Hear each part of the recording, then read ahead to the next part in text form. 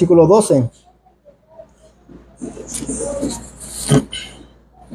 Comenzamos ahí en el versículo 12. Dice lo siguiente, dice, entonces volvieron a Jerusalén desde el monte que se llama del Olivar, en cual está cerca de Jerusalén, camino de un día de reposo. Aquí los 11 apóstoles volvieron a Jerusalén después de la ascensión de Cristo. El domingo pasado estuvimos predicando sobre la ascensión de Cristo, de que Él pues resucitó y estuvo por algún tiempo con los apóstoles. Y todavía, ¿qué es lo que estaba Jesús haciendo? Él estaba otra vez discipulando a los discípulos, enseñándoles y hablándoles acerca del reino de Dios. Pero después de eso, de su ascensión, aquí dice que ellos volvieron, los 11 apóstoles, a Jerusalén. Dice, y entrados subieron al aposento alto donde moraban Pedro y Jacobo, Juan, Andrés, Felipe, Tomás, Bartolomé, Mateo, Jacobo, hijo de Alfeo, Simón el celote y Judas, hermano de Jacobo. Hermanos, aquí están todos los apóstoles. Ahí vemos que dice y menciona que estaba ahí Judas. ¿Hermano de quién? De Jacobo. Que son quienes ellos, ¿quiénes eran? Eran los medio hermanos de quién? De Jesús. Pero ahí estaban los 11 menos Judas Iscariote, el traidor de Jesucristo, el que lo había entregado. ¿Y por qué razón no estaba él ahí presente? Bueno, por la razón que él ya había muerto después de haber entregado a quien, al Hijo del Hombre. Versículo 14 dice, todos estos perseveraban unánimes en oración y ruego con las mujeres y con María, la madre de Jesús, y con sus hermanos. Ahí vemos que Lucas hace una distinción acerca entre los apóstoles y los hermanos de Jesús y su madre. Y los católicos pues dicen que Jesús no tenía más hermanos, pero aquí la Biblia nos aclara y nos dice una y otra vez que Jesús tenía medios hermanos. Y ellos dicen, bueno, ellos cuando dice hermanos de Jesús se refiere a hermanos en la fe, pero no es así. Aquí vemos que primeramente Lucas dice los nombres de los apóstoles y después dice, y con las mujeres y con María y la madre de Jesús y con sus hermanos. Aquí Lucas nos deja en claro que la razón por la cual todos estuvieron ahí fue para orar juntos. Ellos estaban orando, todos estaban perseverando, dice, unánimes en oración y ruego. Ellos estaban rogando con otras hermanas en la fe, María, la madre de Jesús, y sus medios hermanos, que después se convirtieron en sus seguidores. No cuando él estaba vivo, sino después de su resurrección, es que sus hermanos creyeron que Jesús era el Mesías. ¿Recuerdan lo que dice las Escrituras en Juan 7:5? Dice, porque ni aún sus hermanos creían en él. En el momento de Jesús estar vivo, ni aún sus hermanos creían que él era el Mesías. Ellos quizás pensaban que era otra persona normal. Pero después de su muerte, después de su resurrección, es que ellos creyeron en Jesús y se convirtieron en sus seguidores.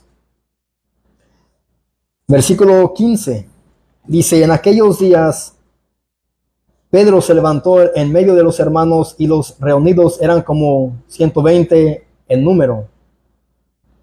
Y dijo, varones hermanos, era necesario que se cumpliese la escritura en que el Espíritu Santo habló antes por boca de David acerca de Judas, ahí está hablando de Judas Iscariote, que fue guía de los que prendieron a Jesús. Aquí vemos que Pedro es quien se levanta en medio de todos, en medio de todos los hermanos. Esto es evidencia de que él había sido restaurado por el Señor mismo después de su caída. ¿Cómo es que Pedro cayó? ¿Cuál fue la caída de Pedro? Vamos a Mateo 26. Y hoy en día vamos a estar mirando pasajes en Mateo, en Marcos, Y en Juan, esa va a ser casi toda la porción en que nos vamos a enfocar. Vamos a Mateo capítulo 26.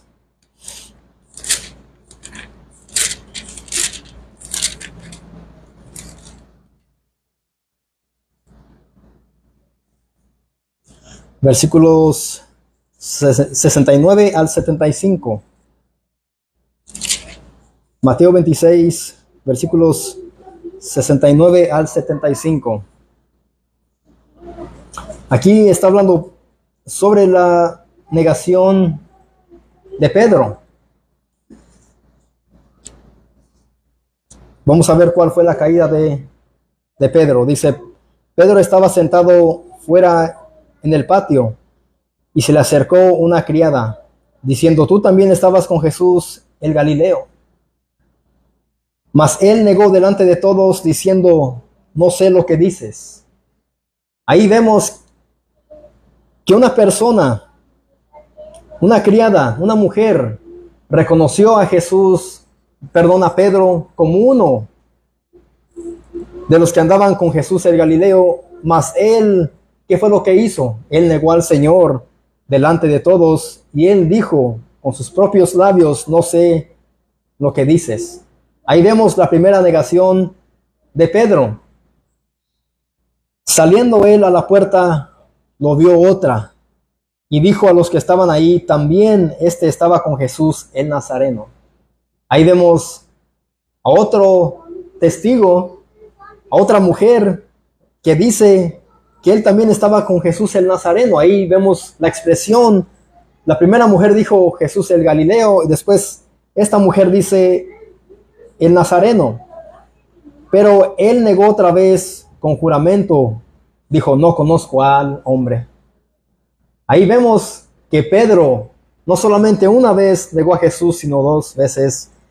Y dice, con juramento, él juró, no conozco al hombre. Un poco después, acercándose los que por ahí estaban, dijeron a Pedro, verdaderamente también tú eres de ellos, porque aún tu manera de hablar te descubre.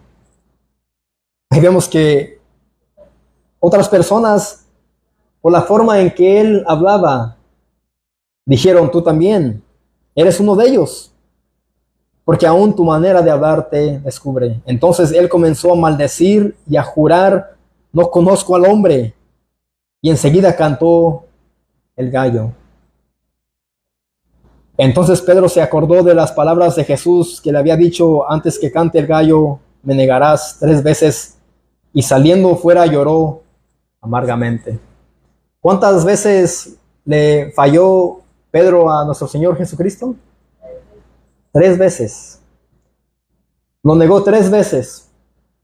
Así que no fue solamente una caída, sino fueron 3 caídas, una tras otra y tras otra. Al negar al Señor. ¿Por qué? Porque él ciertamente, viendo a Cristo que ya había sido arrestado, él quizás no quería ser arrestado tampoco, pero ahí vemos la impotencia del ser humano. Que mis amados, cuando el miedo, el temor nos llega, podemos llegar a ¿qué? A negar al Señor, el cual no debemos de hacerlo. Y como dije en la oración, a veces negamos a Jesucristo con nuestro comportamiento, mostrando mal testimonio. Y no es solamente suficiente negarlo con nuestros labios, sino con nuestros actos. Ese es un grave peligro, mis amados, que por nosotros querer a veces agradar al hombre o tememos al hombre, a veces actuamos como si Dios no existiera. Y eso es lo que Pedro estaba haciendo.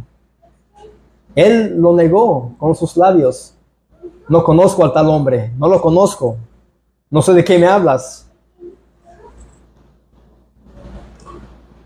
Mientras Cristo estaba confesando su identidad bajo juramento ante el Consejo Supremo, Pedro, el apóstol más cercano del Señor Jesucristo, se estaba poniendo a sí mismo bajo juramento para negarlo, maldiciendo. Ahí vemos que Cristo estaba siendo arrestado, fue arrestado por amor a quienes, a los creyentes, a los que iban a creer en él, por amor a su iglesia. Mis hermanos, la pasión de Cristo revela tanto las alturas de su amor fiel como las profundidades de la depravación total del ser humano. Eso es lo que él mostró. Al momento de él dejarse arrestar y llegar a la cruz y morir en la cruz, él estaba mostrando un amor fiel para la iglesia, para los creyentes, para los pecadores. Por un lado, Cristo estaba mostrando fidelidad, como leímos en el Salmo 99, que el salmista está hablando sobre la fidelidad de Dios hacia Israel. Y aquí vemos la fidelidad de Cristo hacia los pecadores, inmerecedores de amor y de perdón y de salvación y de vida eterna.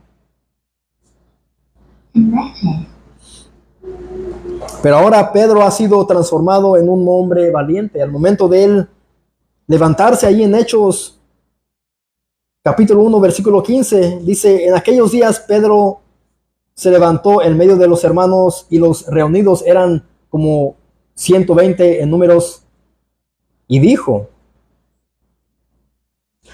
La expresión los hermanos reunidos se refiere a los que habían creído y se habían sometido a Cristo como discípulos e imitadores bajo su autoridad.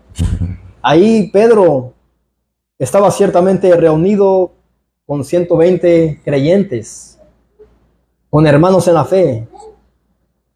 Y el número 120 demuestra con qué fuerza y triunfo el mensaje del Evangelio comenzó a convertir a las personas. Aquí vemos que Pedro todavía no daba su primer discurso, pero él aquí pues se levanta y dice: varones hermanos, era necesario que se cumpliese la escritura en que el Espíritu Santo habló antes por boca de David. Está hablando él del salmista, del rey David, acerca de Judas, que fue guía de los que prendieron a Jesús. Ahora Pedro comienza a explicarles a los hermanos que todo lo que se llevó a cabo era por la necesidad soberana de Dios. ¿Y a qué se refiere aquí Pedro? Y obvio, como dije, Judas Iscariote ya no estaba con ellos, solamente estaban 11 apóstoles. Pedro percibe que las acciones de Judas habían sido profetizadas usando el principio cristocéntrico de interpretación del Antiguo Testamento que Jesús había enseñado a sus discípulos. Vayamos a Lucas capítulo 24. Lucas 24, versículo 44 al 46.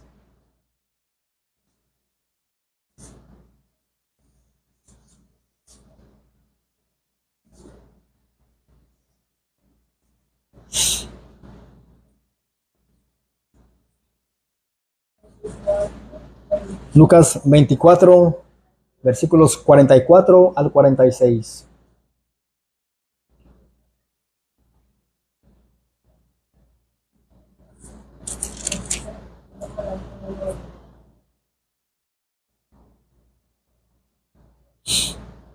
Dice: y les dijo: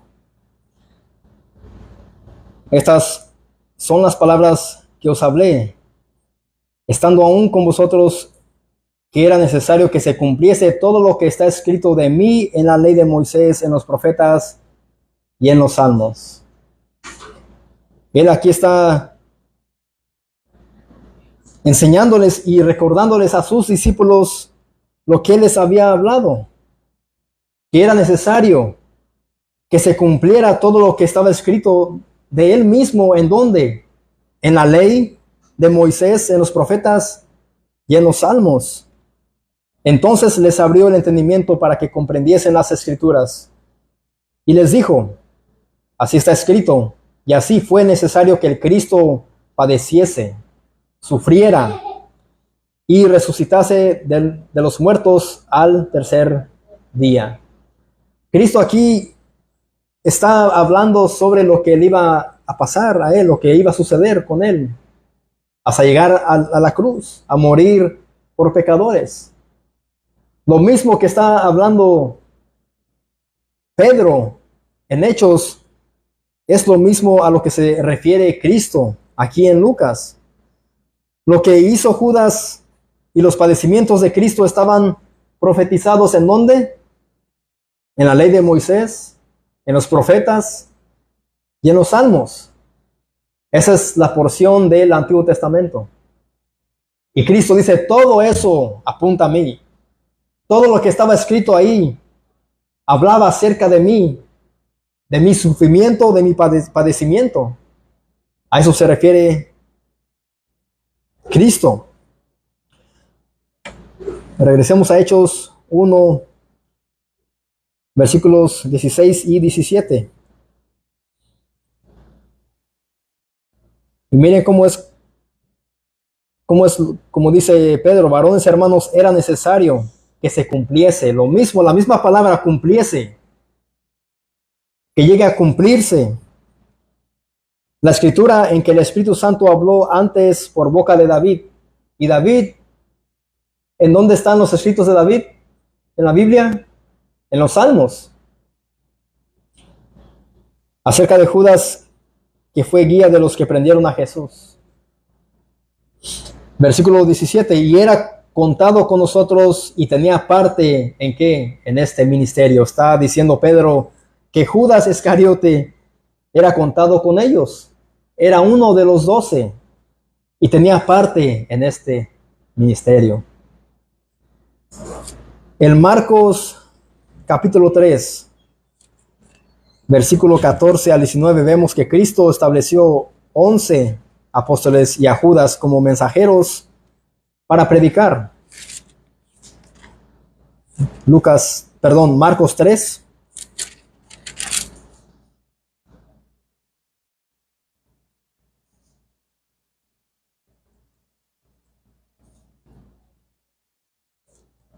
Marcos 3, versículos 14 al 19.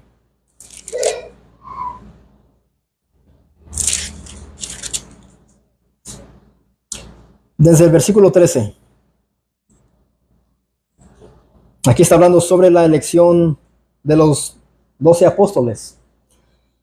Después subió al monte y llamó así a los que él quiso. ¿Quién fue quien llamó? Ya hemos aprendido sobre quién es el que llama.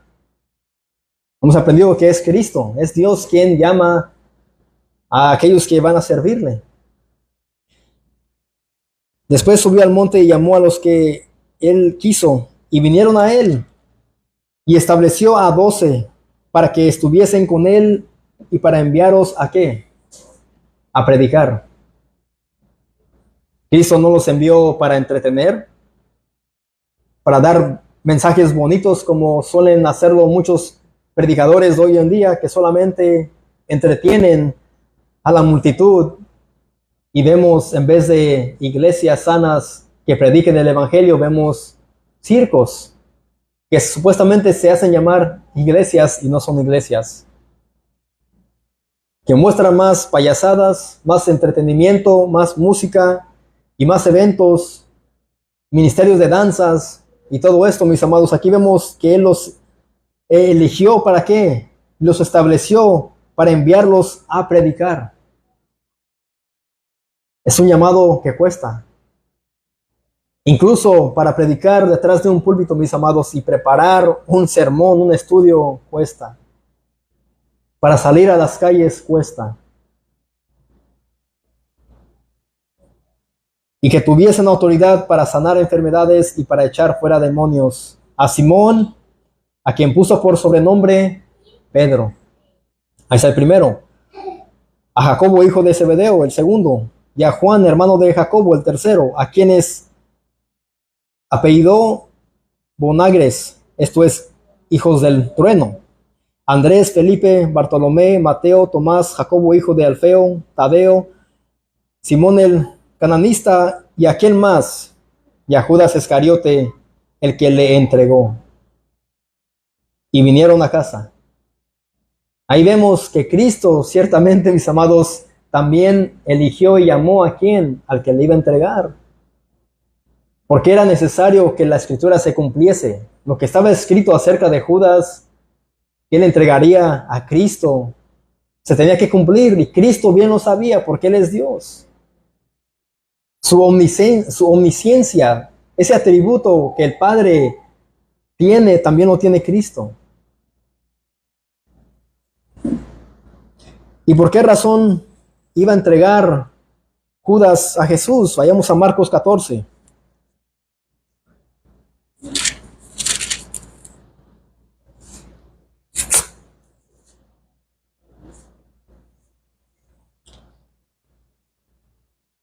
Marcos 14, versículos 1 al 2.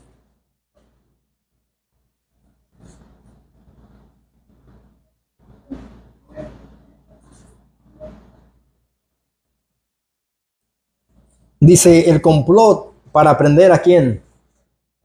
A Jesús, dice ahí el título sobre el capítulo 14.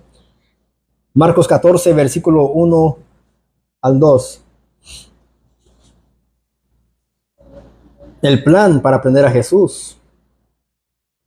2 días después era la Pascua y la fiesta de los panes sin levadura, y buscaban los principales sacerdotes y los escribas cómo prenderle por engaño y matarle. ¿Quiénes eran esos hombres quienes buscaban cómo prender a Jesús por engaño para matarle? ¿Quiénes eran esos hombres? Eran los líderes religiosos del pueblo de Israel, mis amados. Hombres que mostraban piedad, que eran sabios, tenían mucho conocimiento del Antiguo Testamento, de la ley, pero en sí ellos quebrantaban toda la ley. Cristo una y otra vez los llama como hipócritas, hipócritas, hipócritas, hipócritas.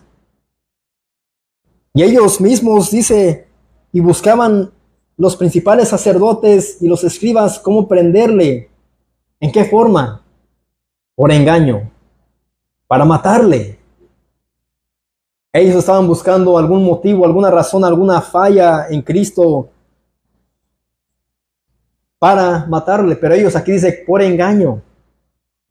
Ellos querían quizás traer a alguien y cometer el pecado de soborno, de engaño, para así arrestar a Cristo y para decir, mira, él es culpable, él merece la muerte. Él deseaban no solamente el arresto de Cristo, sino ellos deseaban verlo muerto. Aquí vemos la depravación total del ser humano. Y algunos cristianos dicen que no somos depravados, totalmente lo somos. Porque aún incluso podemos ver cómo es que hombres, padres de familia llegan a abusar sexualmente de sus hijos, abuelos, hermanos, primos. Todo esto, mis amados, somos más perversos que los animales. Nosotros odiamos, mentimos, detestamos al prójimo y a veces llegamos al punto de desearle la muerte a otro ser humano, mis amados, por algo que nos hizo.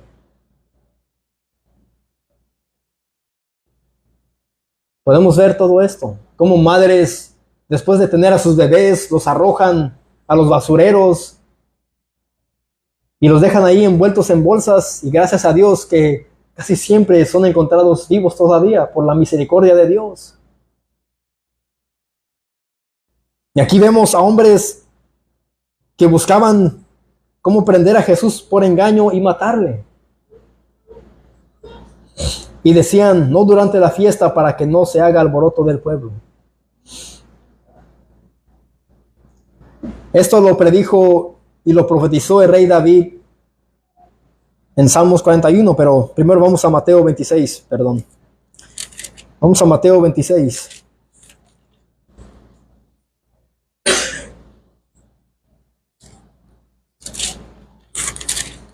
Mateo 26, versículo 14 al 16.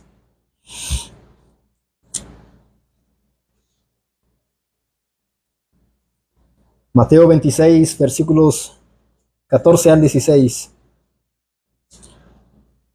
Dice sobre el versículo 14, aquí en mi Biblia, dice, Judas ofrece entregar a Jesús.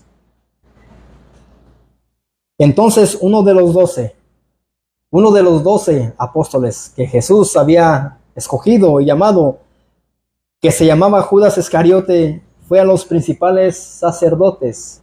Ahí vemos a este canalla, a este, ¿cómo se diría esa palabra? Malagradecido, a este malvado.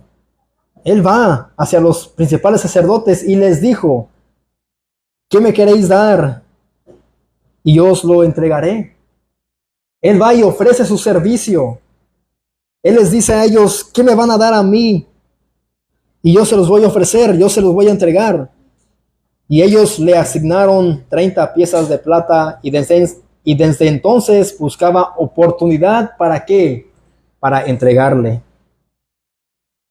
Aquí vemos que este hombre que anduvo con Jesús, ¿cuántos años?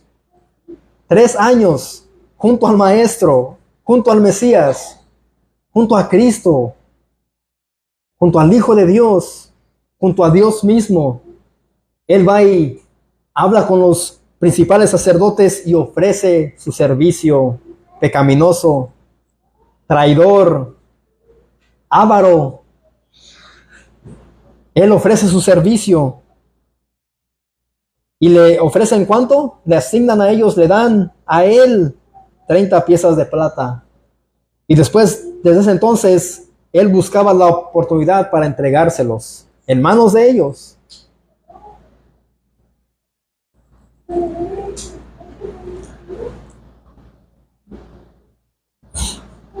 Versículo 20, ahí de Mateo 26. Cuando llegó la noche, se sentó a la mesa con los 12. Y mientras comían, dijo: de cierto os digo que uno de vosotros me va a entregar. Cristo viene a la mesa y se sienta con los 12 apóstoles, y mientras comían, él repentinamente, de la nada, él les advierte y dice: de cierto os digo, no miento, les digo que uno de vosotros me va a entregar.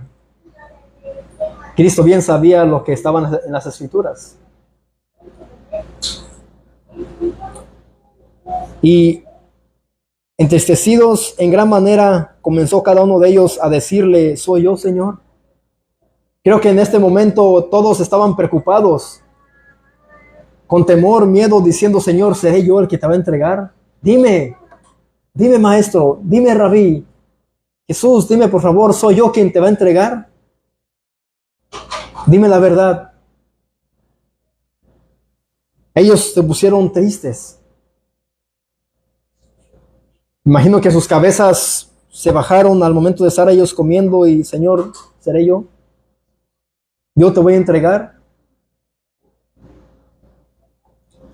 Entonces él respondiendo dijo: el que mete la mano conmigo en el plato, ese me va a entregar. A la verdad, el Hijo del Hombre va, según está escrito de él. Dice Cristo: todo lo que está escrito del Hijo del Hombre, del Hijo de Dios, de mí, va a suceder, sin duda. Mas ay de aquel hombre por quien el Hijo del Hombre es entregado. Bueno le fuera a ese hombre no haber ¿qué? No haber nacido. Cristo dice esa palabra: ay de aquel. Es una expresión que ¿qué dijimos? Que muestra juicio, dolor. Ay de aquel, pobre de aquel hombre, pobre de Judas, porque en el Hijo del Hombre, porque en Cristo, el Hijo de Dios, es entregado. En esas palabras. Y dice Jesús: bueno le fuera a ese hombre no haber nacido. El Jesús de amor que muchos te presentan, mis amados, él dice esas palabras: ay de aquel hombre, bueno le fuera no haber nacido nunca, por su maldad, por su pecado, por su traición.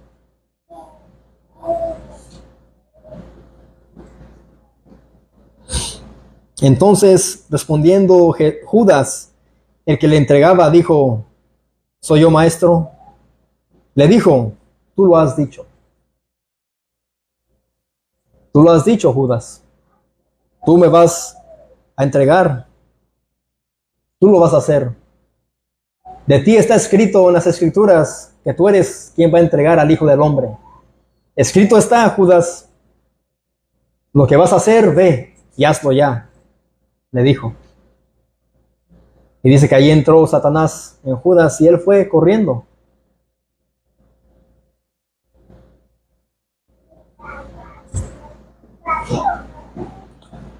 Salmos 41, versículo 9 dice lo siguiente.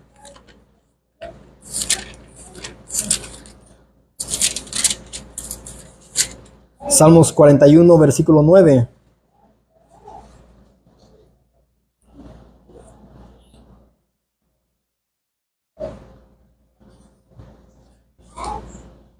Aún el hombre de mi paz, en quien yo confiaba, dice aquí el salmista, pero es una expresión de Cristo mismo. Aún el hombre de mi paz, en quien yo confiaba. ¿Confiaba Jesús en Judas? En su humanidad, sí, pero siendo Dios mismo, él sabía qué es lo que iba a hacer Judas. Pero él lo habla y lo expresa en el estado humano. Aún el hombre de mi paz, en quien yo confiaba, el que de mi pan comía, alzó contra mí el cancañar.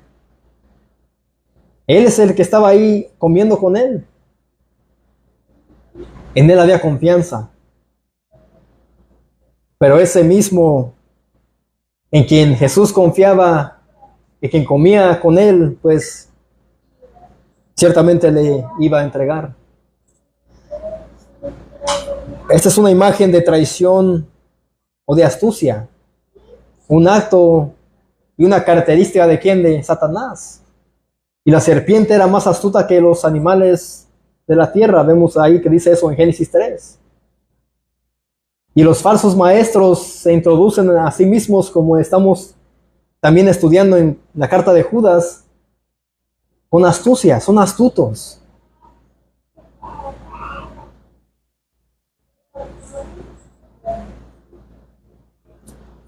En Mateo 26, 47, 50 se lleva a cabo lo planeado por los sacerdotes y Judas. Vayamos a Mateo 26.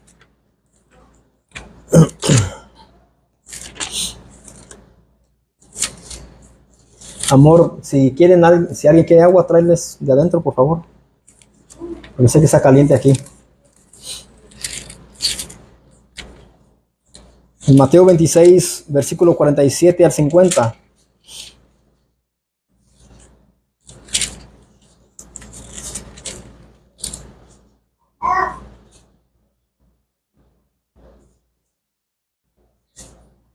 Mateo 26, 47 al 50.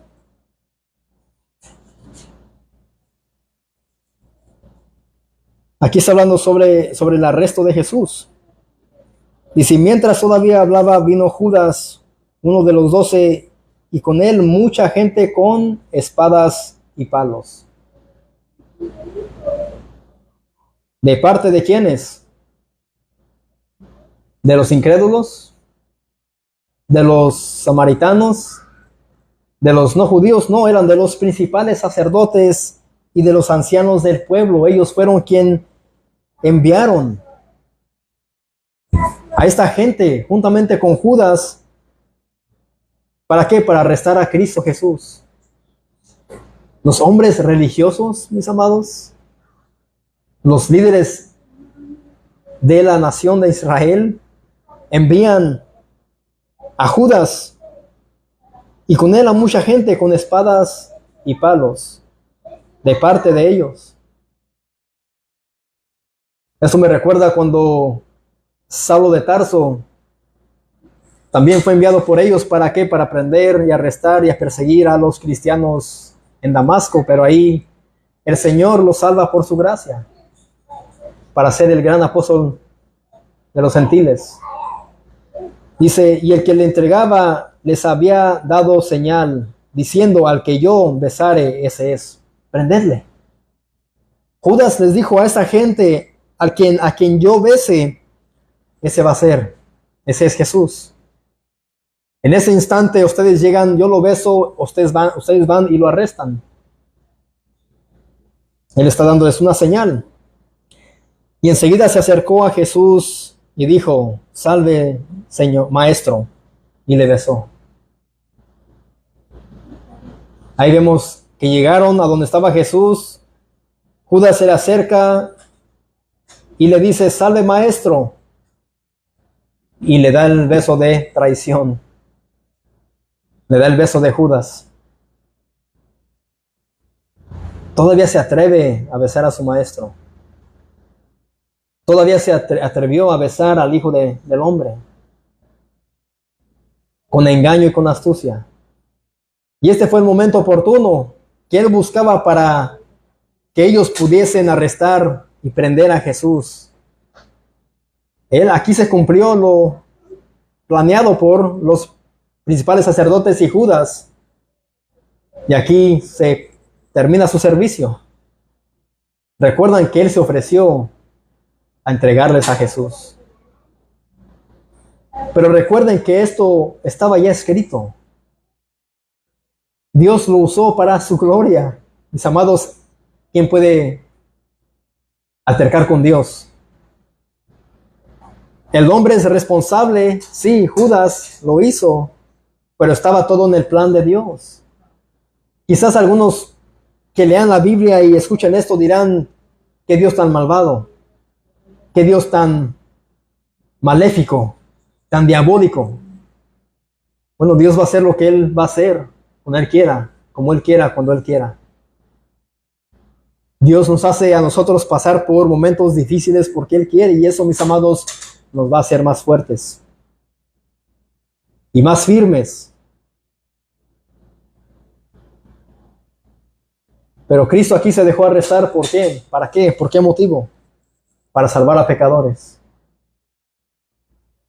Siempre vemos lo malo que Dios permite, pero nunca vemos el otro lado, lo que Cristo hizo en la cruz del Calvario, a nuestro favor, para salvarnos de la ira santa de Dios, no del infierno, de la ira de Dios. Ese va a ser el sufrimiento más grande sobre aquellos que vayan al infierno. La ira de Dios fue sobre Cristo al momento de Él morir en la cruz. Recuerden que dijimos que esa copa, que en Cristo dijo: Padre, pasa de mí esta copa, si es tu voluntad. Esa copa fue derramada, fue llena ¿con qué? Con la ira de Dios. Lo que tú y yo merecíamos en la cruz fue sobre Cristo. Y eso es motivo por vivir para su gloria y darle gracias. Y vivir por gratitud. Así que aquí vemos lo que sucedió.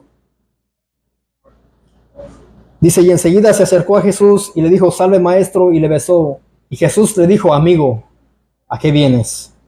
Entonces se acercaron y echaron mano a Jesús y le prendieron.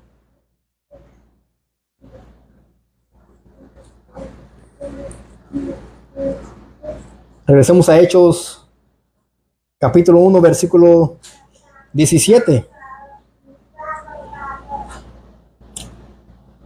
Y a eso se refiere Pedro cuando él se para y dice: y era contado con nosotros. Él estuvo en medio de nosotros, anduvo con nosotros y con Cristo por 3 años, discipulado por Cristo. Miró los milagros de Cristo, las señales, prodigios, todo esto, y era contado con nosotros y tenía parte en este ministerio. Tenía parte con ellos en el ministerio de qué, de la predicación. ¿Y qué más? Vayamos a Juan 12.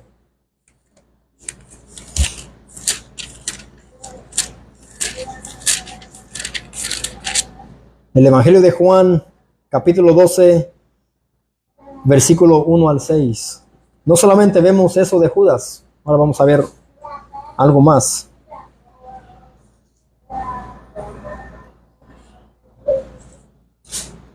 Juan 12, versículos 1 al 6. Aquí es donde Jesús fue ungido en Betania. Dice, 6 días antes de la Pascua vino Jesús a Betania, donde estaba Lázaro, el que había estado muerto y a quien había resucitado de los muertos. Y le hicieron ahí una cena. Marta servía y Lázaro era uno de los que estaban sentados a la mesa con él, con Cristo. Entonces María tomó una libra de perfume de nardo puro, de mucho precio, y ungió los pies de Jesús y los enjugó con sus cabellos, y la casa se llenó del olor del perfume. Aquí vemos que esta mujer se atrevió a hacer ¿qué? A tomar una libra de un perfume costoso, caro, de mucho precio, y no le importó más a ella el valor de ese perfume, sino que a ella le importó más el ungir los pies de Jesús. Recuerden que en la tradición judía era la costumbre de que si alguien venía a tu casa, tenías un visitante, tenías que lavarle los pies, porque en ese entonces no habían camiones como hoy, no habían carros, y pues en esa región había mucho lugar desierto, mucha tierra, y era propio de que el que venía a tu casa se sentara y tú le lavabas los pies. Pero aquí vemos que ella no usó el agua, sino que ella tomó de su perfume, de nardo puro, de mucho precio, y ungió los pies de Jesús y los enjugó con sus cabellos. Aquí vemos que ella no utilizó una toalla o algún trapo, sino que ella enjugó con sus cabellos los pies, y la casa se llenó del olor del perfume. Y dijo uno de sus discípulos, ¿quién sería? Judas Iscariote, hijo de Simón, el que le iba a entregar. Aquí vemos una y otra vez que las escrituras dice el que le entregó, el que le iba a entregar, el que le entregaría. Vemos qué palabras dice este hombre. ¿Por qué no fue este perfume vendido por 300 denarios y dado a los pobres? Pero dijo esto no porque se cuidara de los pobres, sino porque era ladrón y teniendo la bolsa sustraía de lo que se echaba en ella. ¿Qué fue lo que dijo Judas? ¿Por qué en vez de haber ungido los pies de Jesús, por qué no se vendió ese perfume para darle a los pobres? Bonita expresión. Él aquí mostraba compasión, misericordia, amor hacia los pobres. Pero aquí dice el versículo 6, ¿por qué razón lo dijo? Dice, pero dijo esto no porque se cuidara de los pobres, no porque le importara a los pobres, no porque los quisiera, sino porque era ladrón. Judas, él tenía parte con el ministerio de los apóstoles, andando con Jesús, pero él lo dijo, ¿por qué? Porque él era un ladrón y él tenía la bolsa, ¿de qué? Del dinero. Y él sustraía de lo que se echaba en ella. Él robaba de lo que estaba ahí. Por ejemplo, si alguna congregación, pues ellos recogen algunas ofrendas y alguien se queda con con ese dinero y le decimos, tú te vas a encargar de esto, pero si nosotros saber lo que él está haciendo con ese dinero, él sustrae de las ofrendas, él está robando sin dejarle saber a alguien más lo que él está haciendo. Él puede decir a los hermanos, mira, todo está ahí contadito, está completo, pero ante los ojos de Dios, él es un ladrón, porque él está sustrayendo de la bolsa, de las ofrendas. Es un ladrón. Eso es lo que estaba haciendo Judas. Pero él dijo esto como para verse como un hombre piadoso, que le importaban los pobres, pero en sí no le importaban los pobres. Él le importaba ¿qué? La plata. Entre mucho más hubiera en esa bolsa, quizás él iba a sustraer mucho más para su propio beneficio. Cristo bien sabía esto, mas nunca le echó eso en cara. ¿Por qué? Porque se tenía que cumplir lo que estaba escrito. Ese es el ministerio del cual está hablando ahí Pedro en Hechos 17.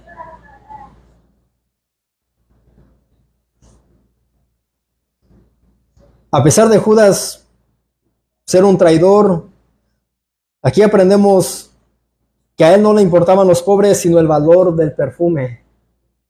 A él le importaban las ganancias. Por si vendían el perfume, ¿cuánto iban a ellos a sustraer? Y eso iba a ser mucho más para él.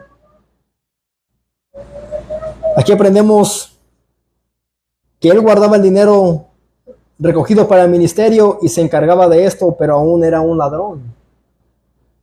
Aquí vemos que él no era fiel al Señor, él no era fiel a los apóstoles, él no era fiel a su ministerio.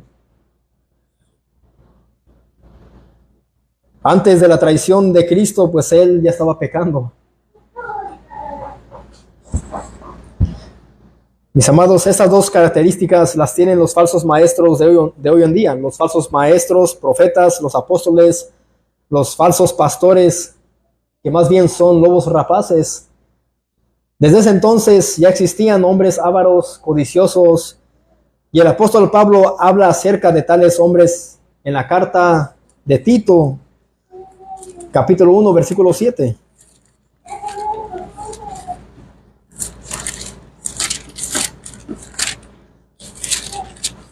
Tito 1, versículo 7.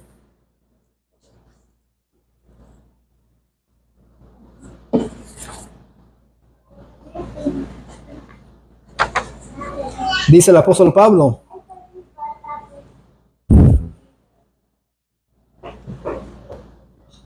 dice, porque es necesario que el obispo sea irreprensible como administrador de Dios, no soberbio, no iracundo, no dado al vino, no pendenciero, no codicioso, ¿de qué? De ganancias deshonestas. Y ahí vemos que Judas estaba quebrantando este mandamiento. Este hombre era codicioso y él estaba sustrayendo de la bolsa para sus propias ganancias, para su propio beneficio. Cuando yo veo estos versículos en la Biblia, me pregunto, los falsos maestros de hoy en día, ¿qué hacen con esos versículos? Claramente es los que solamente piden los diezmos, las ofrendas y dicen, ven, pacta con Dios, dale a Dios 1000 y Él te va a dar 2000. Yo creo que estos versículos ellos los desechan. Yo no creo que ellos prediquen esos versículos. ¿Por qué? Porque en ellos hay codicia, hay avaricia. Y ellos hacen todo esto por ganancias deshonestas. Pero mis hermanos, el corazón de Judas estaba gobernado por la codicia. Aunque él anduvo con Jesús, no era un creyente verdadero. Y Jesús bien lo sabía, pero Jesús lo escogió como parte del cumplimiento del plan de redención. Él tenía que hacer todo esto. Era un instrumento en las manos de Dios para que se cumpliese las escrituras. Dios tenía que utilizar la vida de este hombre malvado y permitir que él hiciera todo lo que hizo para que Cristo fuera a la cruz.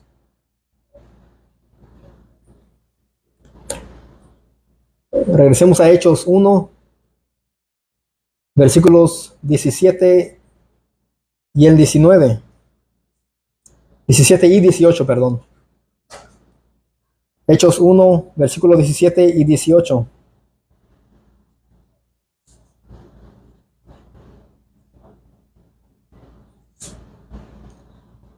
Ahí dice Pedro, y era contado con nosotros y tenía parte en este ministerio. Ahí vemos que hemos aprendido la mayoría de este sermón, pues lo que dice el versículo 17.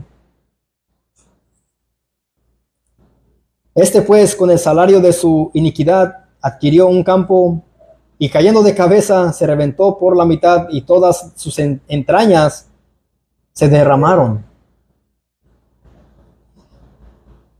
Al leer esto me recuerda a lo que dice Romanos 6, 23, porque la paga del pecado es ¿qué? Es muerte. Y la paga del pecado de Judas, de su codicia, de su avaricia, fue la muerte. Judas sin duda era un ladrón, no amaba al prójimo, era codicioso y amaba las ganancias deshonestas, y su pago fue la muerte. Vamos a Mateo 27. Mateo capítulo 27, versículo 1 al 5.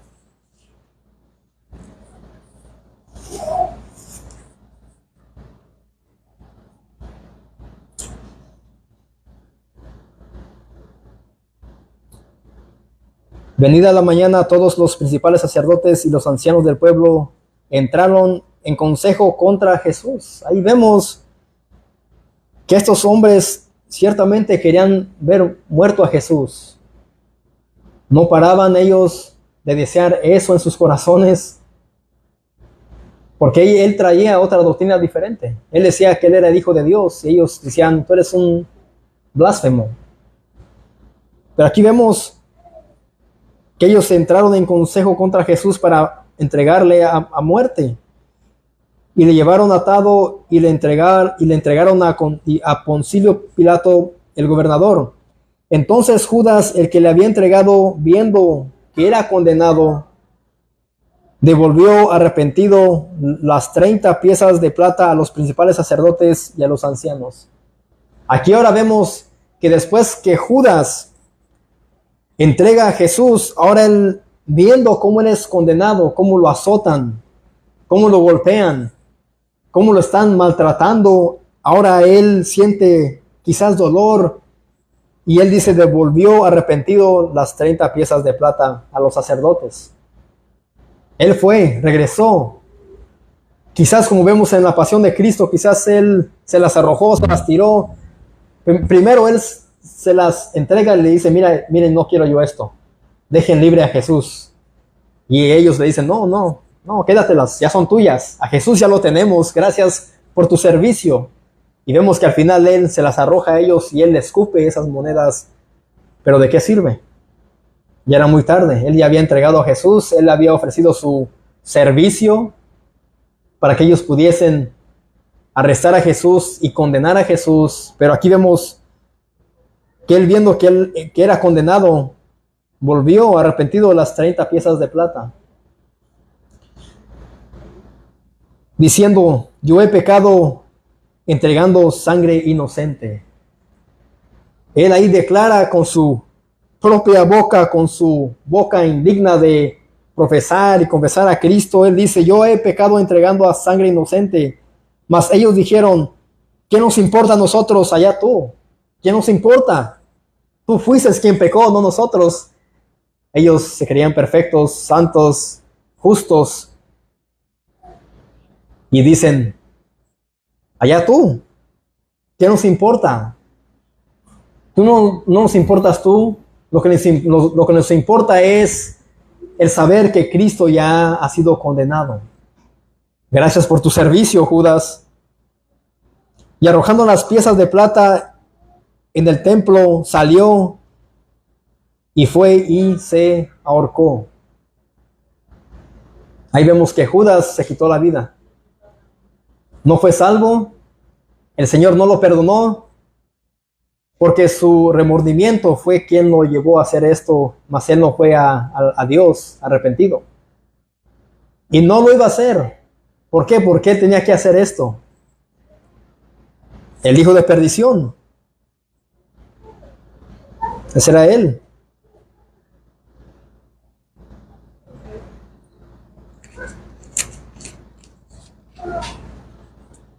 Regresemos a Hechos, capítulo 1, versículo 18. Dice, pues con el salario de su iniquidad adquirió un campo y cayendo de cabeza se reventó por la mitad y todas sus entrañas se derramaron. Me imagino que él estaba en lo alto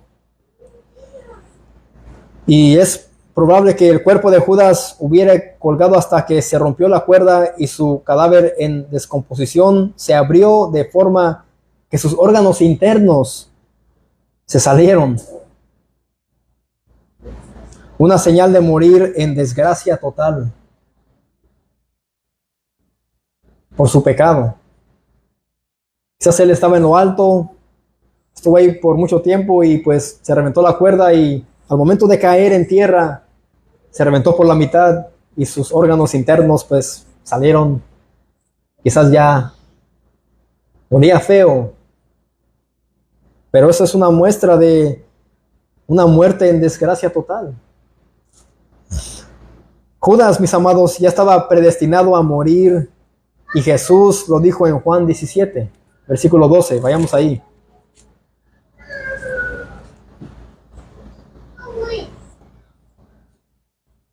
Juan 17, versículo 12.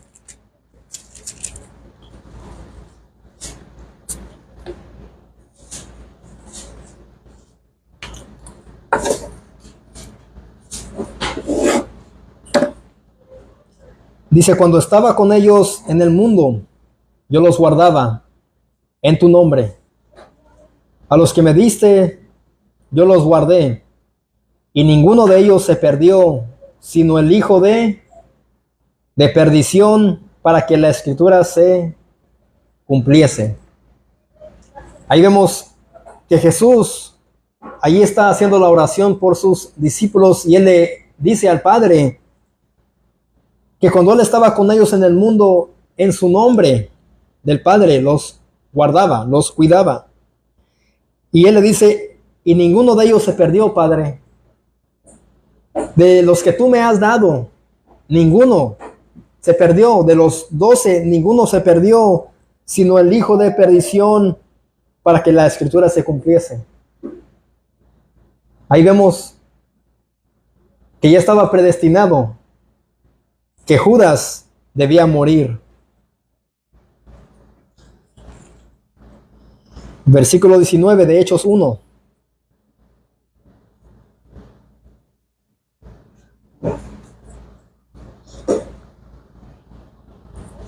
Y fue notorio a todos los habitantes de Jerusalén, de tal manera que aquel campo se llama en su propia lengua Aceldama, que quiere decir campo de sangre.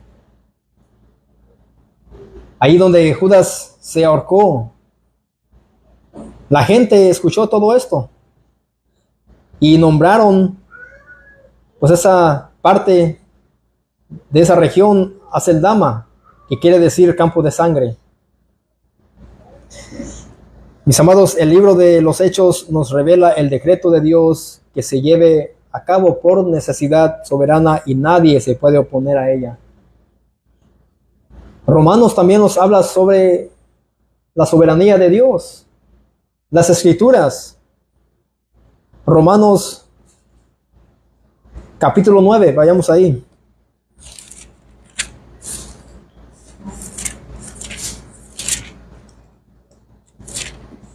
La carta a los Romanos 9, versículos 13 al 20.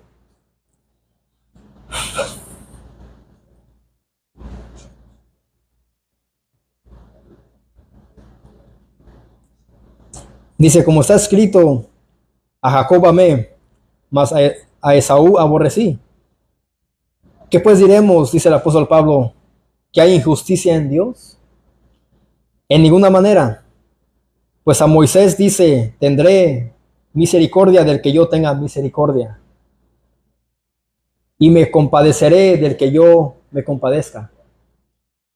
¿Acaso Dios se compadeció de Judas? No se compadeció de Judas.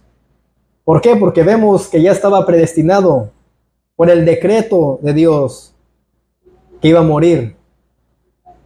Y no solo eso, que él iba a entregar a Cristo para ser entregado, arrestado, con el fin de morir en la cruz del Calvario. Dios no se compadeció de Judas. Y ahí dice que él amó a Jacob, mas a Esaú aborrecí.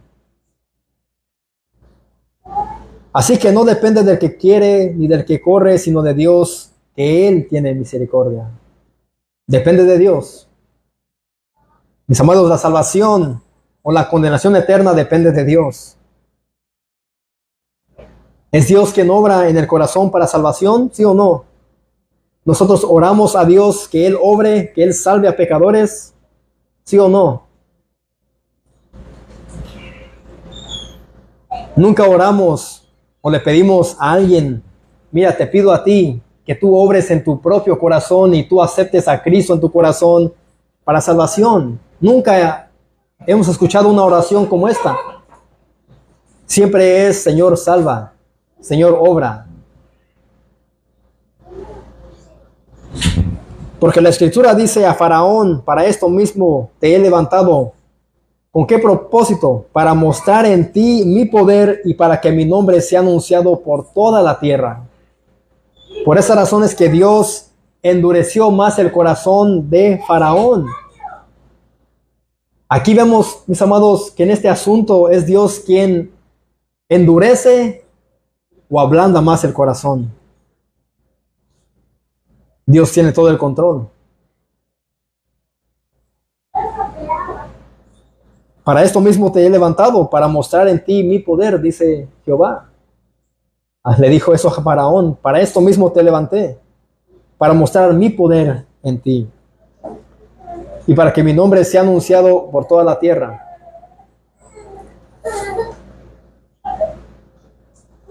¿Qué le dijo el Señor a Pablo? Le dijo, mi poder se perfecciona en tu debilidad. De manera que de quien quiere tiene misericordia y al que quiere endurecer. Ahí vemos, dice el apóstol Pablo, que de quien él quiere tiene misericordia y al que él quiera endurecer, endurece. Pero me dirás, ¿por qué pues inculpa? ¿Por qué quién ha resistido a su voluntad? ¿Acaso Judas se resistió a la voluntad de Dios? ¿Que él tenía que entregar a Cristo? Jesús, ni aun Cristo se resistió a la voluntad del Padre. Nunca le dijo, mira Padre, obra en el corazón de Judas para que no me entregue. Jesús le dijo, ve y haz lo que tienes que hacer. Y Satanás entró en él y fue influenciado por él, por la codicia, por la plata. Fue y les dijo dónde estaba Jesús. Ni aun Cristo se resistió a la voluntad del Padre. ¿Crees que yo y tú podemos resistirnos o deberíamos resistirnos? Mis amados, a veces lo vamos a hacer en nuestra humanidad, en nuestras debilidades, pero saber que siempre todo lo que nos pasa es por la voluntad de Dios.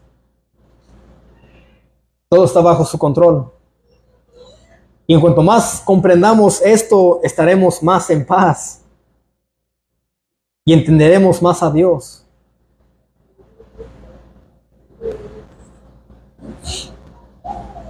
Así, ¿quién ha resistido a su voluntad? En toda la historia, ¿quién ha resistido a la voluntad de Dios? Nadie. Eso es lo que Pablo nos está dejando en claro, que nadie ha resistido a su voluntad. Jonás quiso resistir a su voluntad de Dios, pero no pudo. No pudo. Ni aun el apóstol Pablo, cuando todavía era Saulo de Tarso, se resistió a la voluntad del Señor. Él le dijo, Señor, ¿qué quieres que haga? Ahí vemos en la Biblia. Nadie.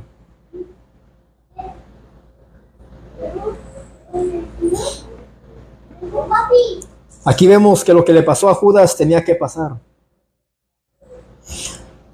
Para concluir, al igual que Judas tenía que morir, Jesús también tuvo que morir.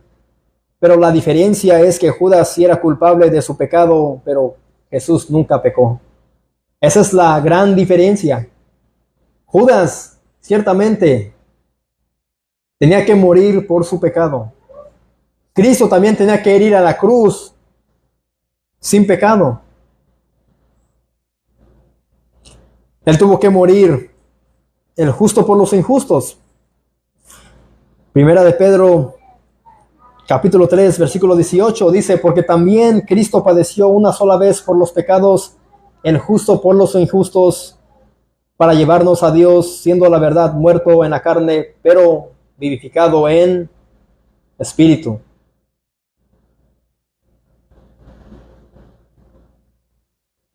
Lo que Cristo sufrió en la cruz ya estaba predestinado también. Lo que Judas sufrió al momento de él quitarse la vida ahorcado, también estuvo predestinado. Tenía que suceder. Tenía que suceder. Así que un hombre pecador culpable tenía que morir, pero también otro inocente tuvo que morir cumpliendo la ley para salvar a pecadores.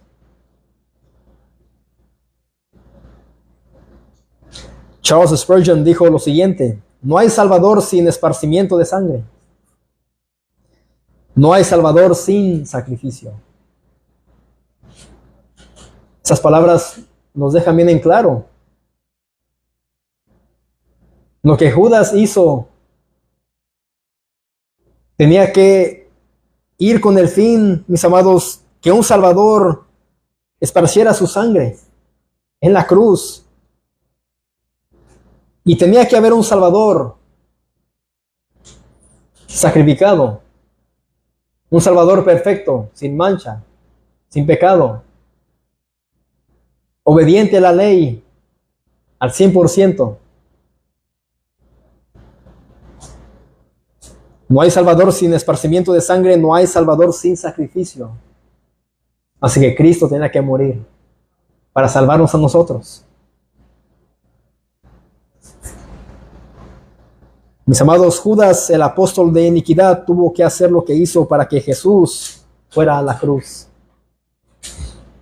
Para que Cristo después fuese exaltado, glorificado por los hombres. De esto está hablando ahí Pedro cuando él se levanta. Es como un recordatorio y él les dice: mis amados hermanos, era necesario que lo que le pasó a Judas, lo que sucedió con él, tenía que suceder. Porque la Escritura misma lo dice. Y me imagino que él quería traer consuelo a los apóstoles y a las mujeres y a la madre de Jesús y a sus hermanos, para traerles consuelo a ellos. Tenía que suceder para que ellos pudiesen entender la soberanía de Dios, el decreto de Dios, y quizás para que ellos estuvieran más en paz, porque recuerden que Judas Iscariote estuvo con ellos por 3 años. Me imagino que él dice: hermanos, varones, era necesario. Lo que él hizo nos dolió, pero ya estaba decretado por Dios mismo. Así que, hermanos, aquí vemos pues que la codicia, la avaricia puede ser también un peligro para el creyente, ¿sí o no? No estamos exentos nosotros de caer en este pecado. Este hombre lo hizo, pero su fin fue la muerte. Nosotros podemos caer en la codicia, en la avaricia, y podemos llegar a negar a nuestro Señor Jesucristo por un momento, pero habrán consecuencias. No quiero decir que perderás tu salvación, pero sí, al que Dios ha tomado por hijo, lo disciplina. Si seamos fieles al Señor. Oremos. Padre, te damos las gracias, Señor, por Cristo primeramente, Señor, porque ciertamente Él fue entregado, Señor, para que la Escritura se cumpliese. Padre, hemos conocido, Señor, que tú obras poderosamente, Señor, y en un misterio tan